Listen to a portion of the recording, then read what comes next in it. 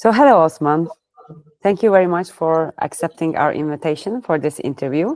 We believe it is going to be very useful and fruitful as a discussion, and very useful for whoever is going to be listening to this interview. So I would like to start by asking you to introduce yourself. Maybe you can tell us a bit about your background and what first drew your work on corporate net zero strategies and carbon management.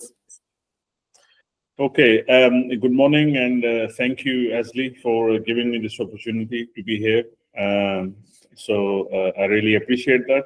In terms of my background, I have worked across various different sectors, including energy, construction, and ESG compliance over the years, in the last 20 years in this setting.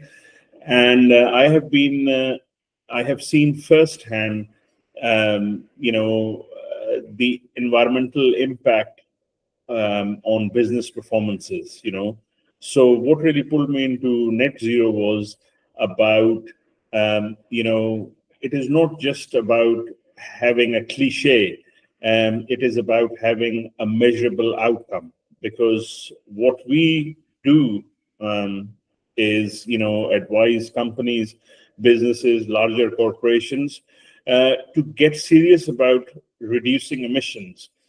That is what led me to, sort of educate, coach, and guide businesses and various different people in that setting, as to how the carbon, emissions are reduced, not necessarily offset, but reduced. So that is what drew me to this. Exactly. That is interesting, because we are going to link the LinkedIn post that you wrote basically under this interview. But it was very interesting, and which triggered this interview. And in the post, as you said, you're emphasizing reduction comes first. And like, I want to deep dive, and I want you to maybe explain a little bit the technical difference between a reduction focused approach and an offset first mindset to someone new to the field. Okay, so like I said, there is a clear difference between reduction and offsetting. So in terms of reduction, we can look at, changing the processes. We can switch to renewable energy in terms of solar thermal, solar PV, and then we can look at, heat pumps and so on, or upgrading the equipment. But the offsetting of emission, is usually supported by the external projects, So effectively what that means is, that reduction improve your emission baseline, you see. So once the emission baseline is improved, that is when we apply that offset to what is left, okay? So one is internal and measurable, which is the reduction, and the other is external, and, it is debated in terms of quality and prominence kind of situation. So, reduction is what we can affect directly, whereas, the offsetting is the compensation for emissions that we still produce, okay? So that is the key difference between the two. Yes. As you were explaining, it reminded me, like in our case, like in day-to-day case, like food supplements, like you can't directly rely on them. It has to be part of your diet, but you can only support the health and well-being style of yourself. Like it is similar with when we talk about reduction and offsetting, right? In order to have a healthy, greenhouse gas emission reduction strategy, you should focus on the reduction, and then whatever you can't reduce, you will offset. It's a supportive measure, right? What tends to happen is that, a lot of businesses focus on the offset and not the reduction first, so it is just like you mentioned about your own personal health, reduction relates to that. So we can directly change our habits. We can directly affect those reductions. We can bring those emissions down by just looking at our behavioral, sort of habits. We can look at, Exactly. equipment and so on and so forth. So that is something that we can directly influence, basically. Yeah, that is very clear.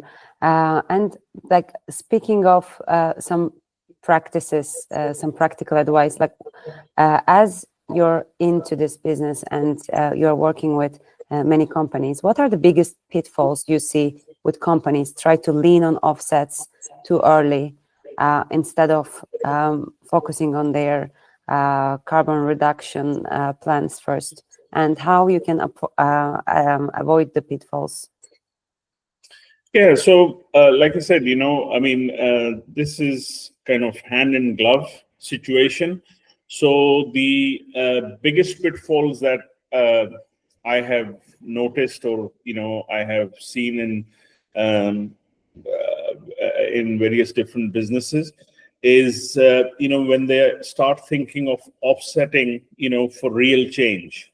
You see, which basically means that if you rely on the offsets too early, you're looking at effectively inefficient operations and missing the opportunity to effectively future-proof your business. So companies can avoid this by conducting a thorough emissions audit. They need to look at what are the big ticket items in terms of emission production, and what can be done to reduce those emission targets first, and then treat those offsets as a last milestone, not a shortcut. Because like I said, the first thing that we need to start on is the reduction, in-house reduction, before leaping on to the carbon offsets as such. So the first thing that a lot of businesses don't do is setting up their targets, setting up their baseline, because without an audit, how would you know where you stand? So that is the first and the foremost thing that I suggest that every business should do.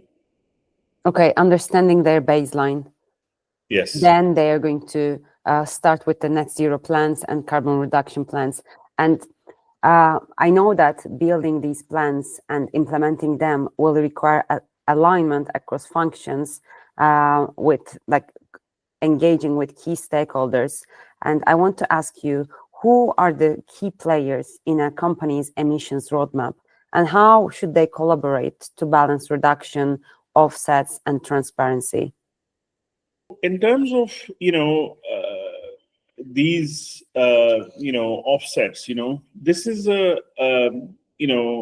not one man's job, or this is not for one particular department to adhere to. This is a cross-functional engagement. Sustainability teams should lead this practice, followed by finance team, because financial aspect, a lot of people think that in terms of carbon reductions and emissions, finance does not play a particular part in this, whereas I firmly believe that finance play a key integral role in this. Because if I am a carbon emission expert, I can only guide you and tell you on the technicalities of those carbon emissions, okay, and how to reduce them or offset them, and so on and so forth, kind of business. However, you need to have that financial support, somebody who understands the whole mechanism financially, in relation to if we go towards carbon reduction, how will that affect our business financially, what financial support we can give them, and so on and so forth, kind of situation. Okay. Then the most important thing that I believe is a buy-in, at the leadership level, you see, because it is very, very, very important for a business to live and breathe that policy. Not only those policies become, sort of, they don't, I mean, I personally think they should not be sitting, in a file, gathering dust. On the leadership level, they need to have a big buy-in. They need to believe in the carbon emissions and offsets and reductions. Only then they can cascade this to the rest of the team, and only then a successful implementation would be possible for this. So that is the key element for this whole exercise. Of course, and also internal buy-in must be very important when it comes to funding the initiatives, like providing some like the financial support to the initiatives to ensure that the plans are going to be implemented, right? Yeah, that's right. Like, I want to understand, like, we see that the legislative environment around the environmental impacts that companies are having are like shifting from one day to another. So I'm asking you as an expert, like over the next couple of years, 2-3 years, what shifts in regulation or stakeholder expectations do you think will reshape how companies approach their greenhouse gas emissions? So, in terms of the the big changes that I see in the next few years are the two shift changes.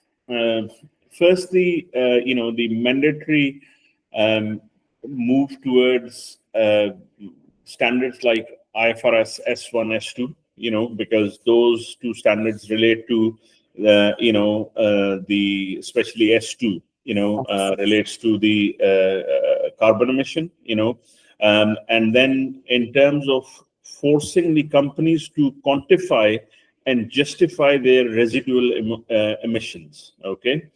Now, what does it really mean in terms of understanding what those residual emissions are? So, like I said at the beginning, we have the reduction part, which we can directly influence, and then we have the offsetting part.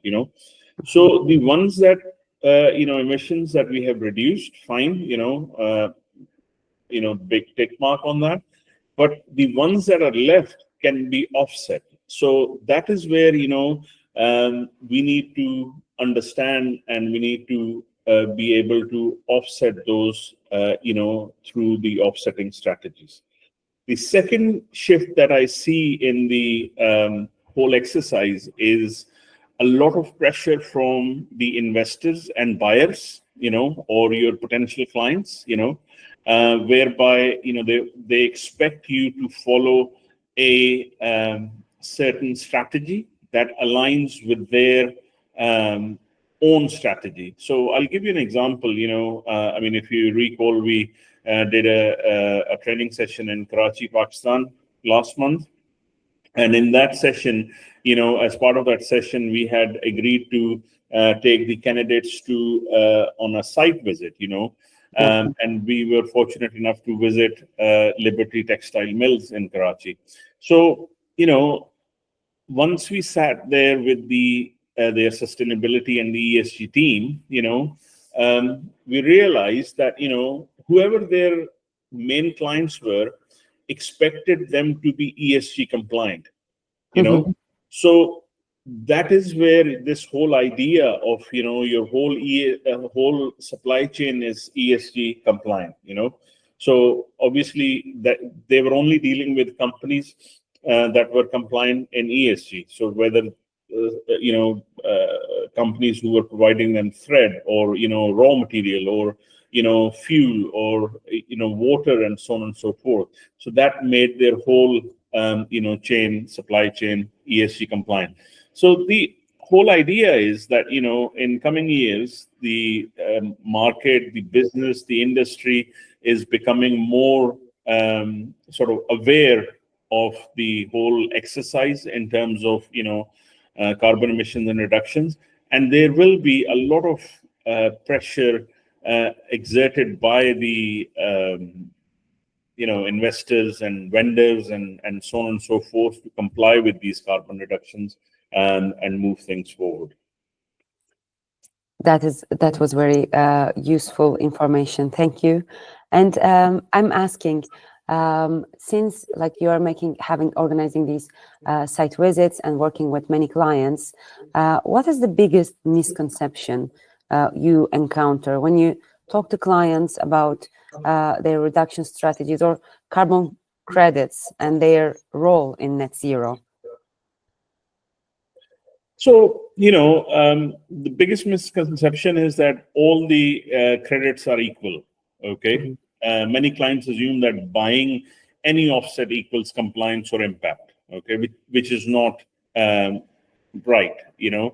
But credit quality varies widely. Okay, and additionally, verification matters as well. So, we are dealing with a number of clients who have place their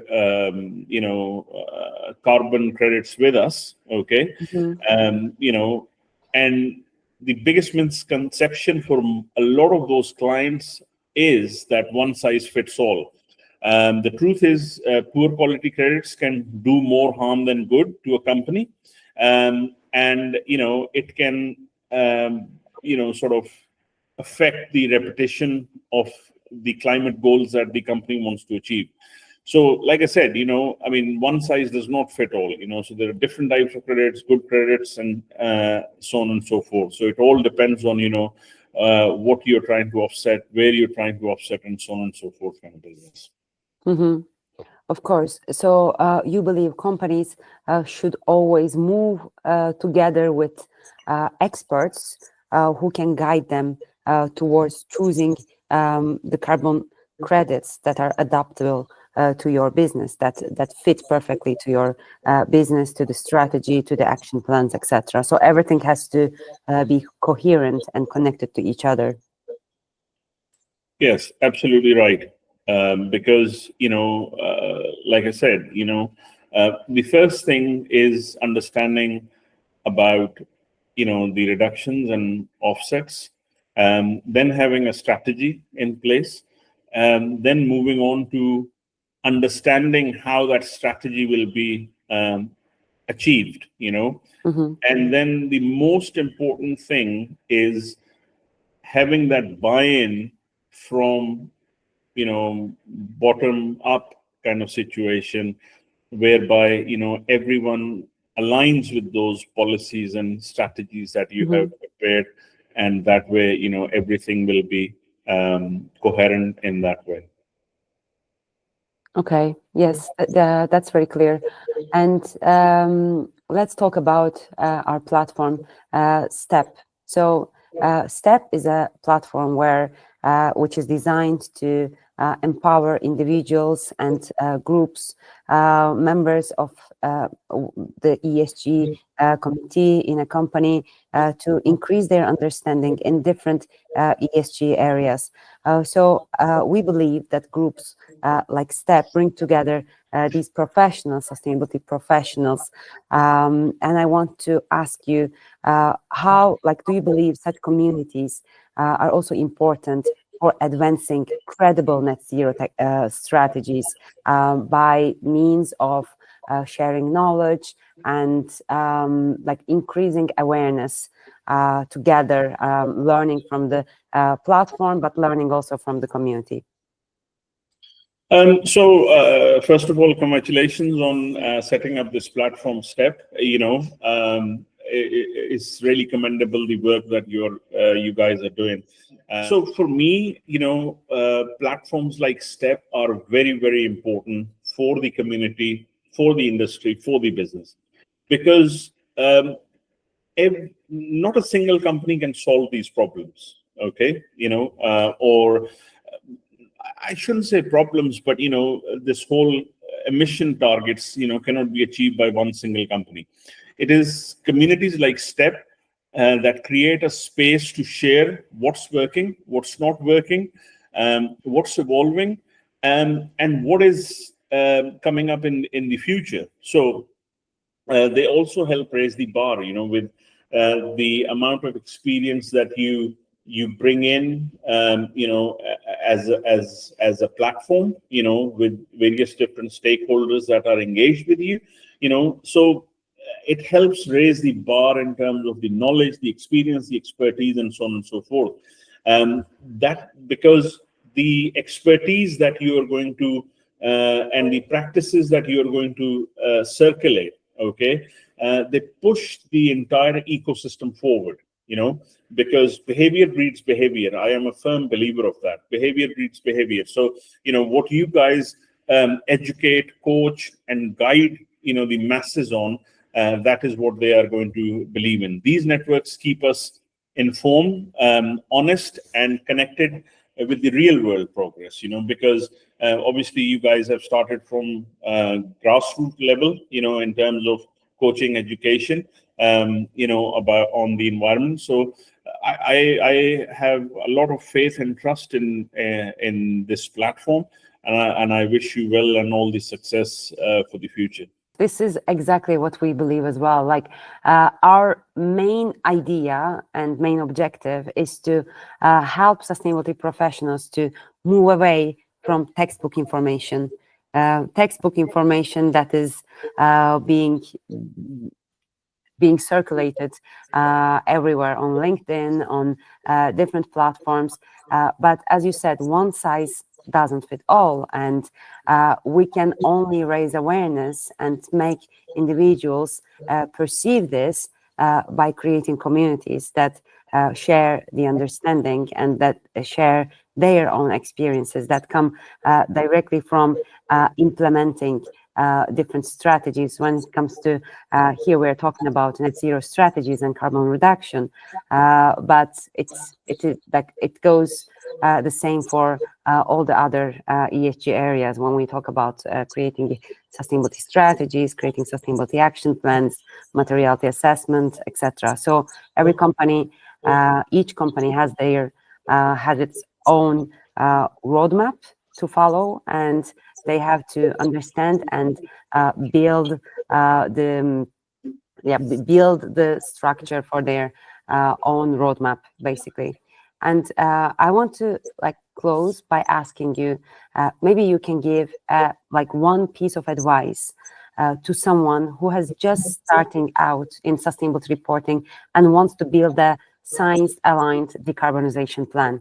What would it be? Data is the key element, okay?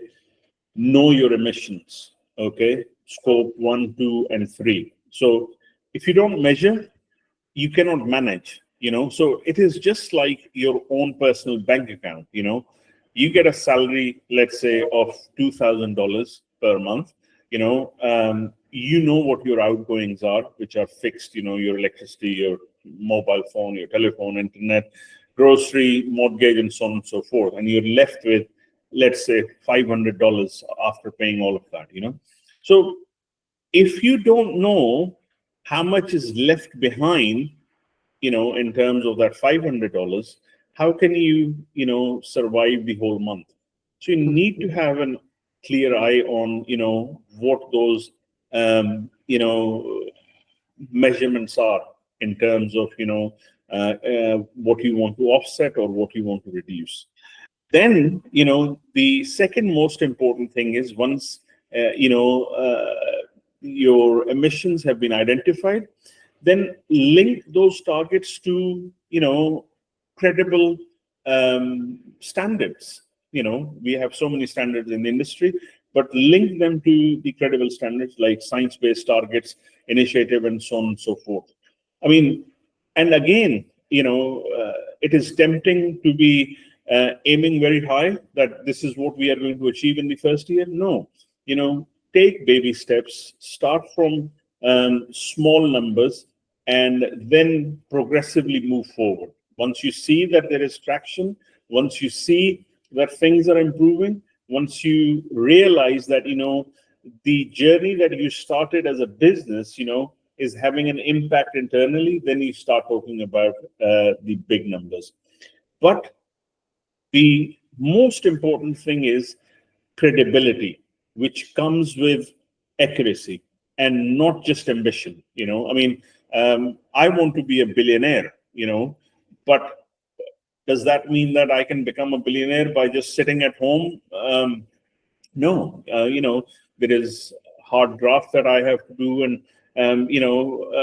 other things that I need to manage. So conversely, it is the credibility that comes from accuracy. And you can aim high, you can be ambitious about carbon reduction and emissions. It's a minefield, but you need to be credible, and you need to have accurate reporting figures out there for you to be able to achieve what you want to achieve. Yes, that is, like, I completely agree with it. Credibility is extremely important. Accuracy is extremely important. And I think also, like, one piece of advice could be, like, in parallel to what we said earlier, could be like companies must start moving away from managing any kind of data manually, because it is the biggest obstacle in front of the accuracy. Like, when they manage the data manually, the data becomes really prone to errors, human-made errors. But like, in terms of reducing their carbon footprint, in terms of calculating, managing ESG-related data, like companies will benefit a lot from opting for a tool that manages the data, that makes the calculation for them, like, automatically. So this is also, I think, an advice that can go hand in hand with the very precious advice that you gave earlier, if you agree. Thank you. Yeah, absolutely. So that was really useful, and I think it was a very fruitful discussion. Thank you very much for all the insights that you brought on the table. And like, I believe a lot of individuals will benefit from this interview. We hope it was useful, and whoever is listening to this interview, please feel free to come up with some questions. If you have any, we're gonna do our best to shed some light on maybe some areas that are still blurry for some professionals like you. Thank you very much, Osman. It was a pleasure to have you here. No, thank you. It was a pleasure for me to be on this platform. And like I said, I wish you all the success, in the future. And, hopefully you are able to reap the benefits that you're aiming for. And good luck. Thank you. Thank you very much. Thank you.